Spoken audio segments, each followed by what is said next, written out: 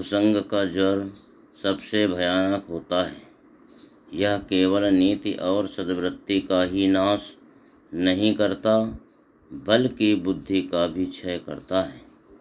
किसी युवा पुरुष की संगति यदि बुरी होगी तो वह उसके पैरों में बंधी चक्की के समान होगी, जो उसे दिन दिन अवनति के गड्ढे में गिराती जाएगी।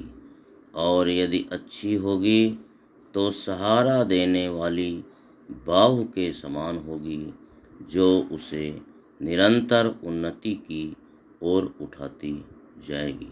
बच्चों, ये पैराग्राफ परीक्षा की दृष्टि से बहुत इम्पोर्टेंट है। पेज नंबर 91 में गद्यांश 9 है। इसे आप अच्छे ढंग से पढ़ेंगे। अब देखिए शब्दार्थ हैं। शब्दार्थ दिया हुआ है।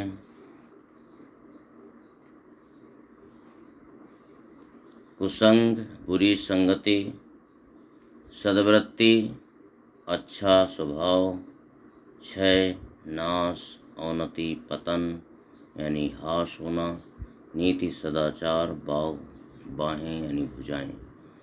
व्याख्या। आचार्य शुक्ल जी कहते हैं कि मानव जीवन पर संगति का प्रभाव सबसे अधिक पड़ता है।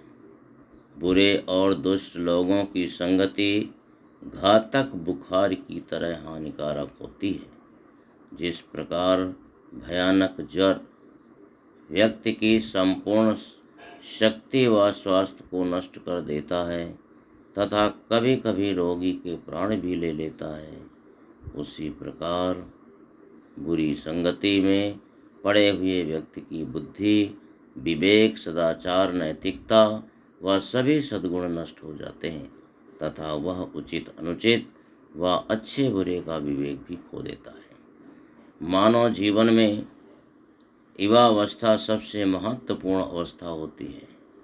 कुसंगति किसी भी युवा पुरुष की सारी उन्नति व प्रगति को उसी तरह बाधित करती है जिस प्रकार किसी व्यक्ति के पैर में बंधा हुआ भारी पत्थर उसको आगे नहीं बढ़ने देता, बल्कि उसकी गति को अवरुद्ध करता है।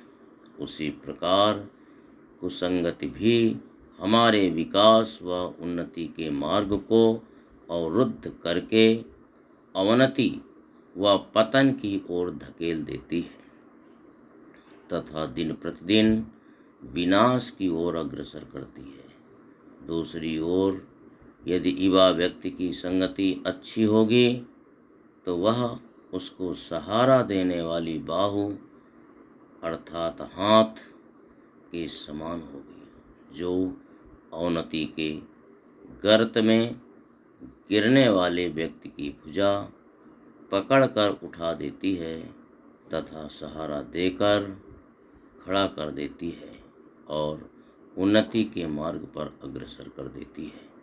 इसके नीचे प्रश्न है बच्चों। पहला प्रश्न है, उपरोक्त गद्यांश का संदर्भ लिखिए। ये हम आपको पीछे के सभी पैराग्राफों में बताया है, उसी ढंग से लिखेंगे। दूसरा है, रेखांकित अंशों की व्याख्या कीजिए। रेखांकित अंशों की व्याख्या भी अभी आपको पढ़ाया है। तीसरा है, उपरोक्त गद्यांश में लेखक हमें क्या संदेश देना चाहता है।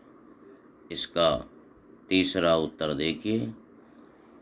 नीचे लिखा है कि उपरोक्त गद्यांश में लेखक हमें कुसंगति को त्यागने और सुसंगति को अपनाने का संदेश देना चाहता है। ऊपर प्रश्न है चौथा, भयानक ज्वर की तुलना लेखक ने किससे की है।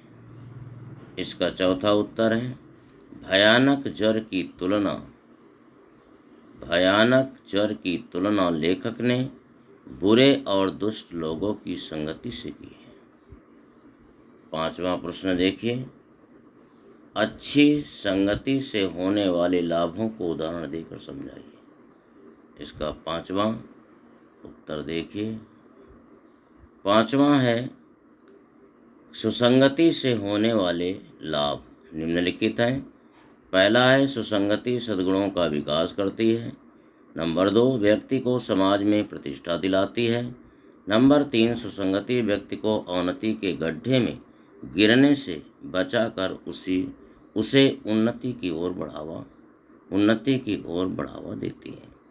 और चौथा है सुसंगति जीवन की रक्षा करने वाली दवा के समान होती है।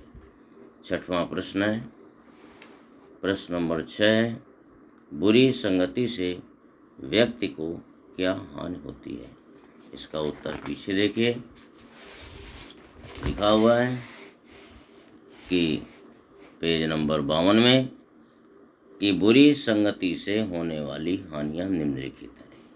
पहला है कुसंगति व्यक्ति की बुद्धि, विवेक, सदाचार आदि का नाश करती है। नंबर 2, कुसंगति द्वारा मनुष्यों के सद्गुण, नैतिकता आदि का विनाश होता है। नंबर 3, कुसंगति व्यक्तियों को अवनति की गहरी खाई में धकेलती है। अब है प्रश्न नंबर 7। पीछे फिर प्रश्न को देखें यहाँ। प्रश्न नंबर 7 है